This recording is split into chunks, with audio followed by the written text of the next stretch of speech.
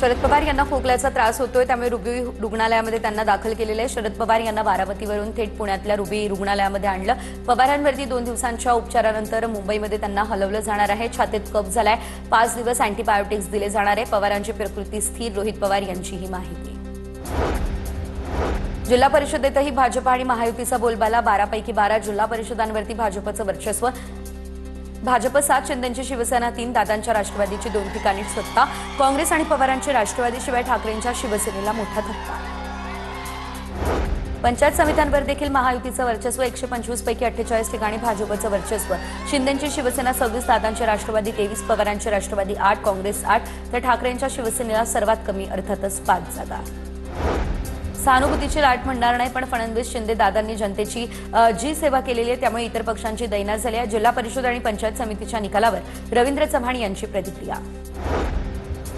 वडगाव कोल्हाटी पंचायत समिती गणनातून रत्नमाला ढमढेरे यांचा विजय। रत्नमाला ढमढेरेंनी मतदानाच्या दिवशी ईव्हीएमची पूजा केली होती आणि त्यामुळे वाद देखील झाला होता।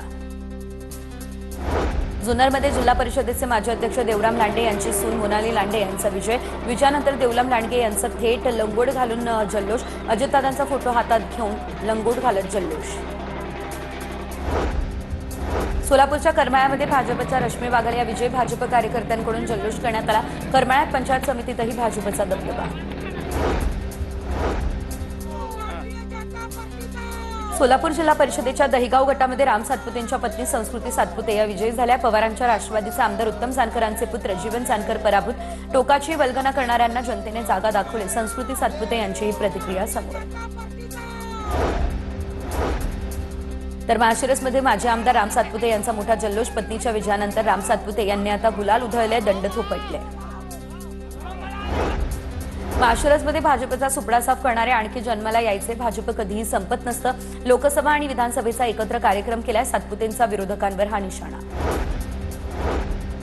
उमरग्याच्या आलूरमध्ये शिवसेनेचे बंडखोर उमेदवार माजी सरपंच आप्पासाहेब पाटील यांचा विजय। आलूर गटामध्ये भाजप विरुद्ध शिवसेनेचे बंडखोर उमेदवार आप्पासाहेब पाटील, साडू विरुद्ध साडू अशी लढत या ठिकाणी होती।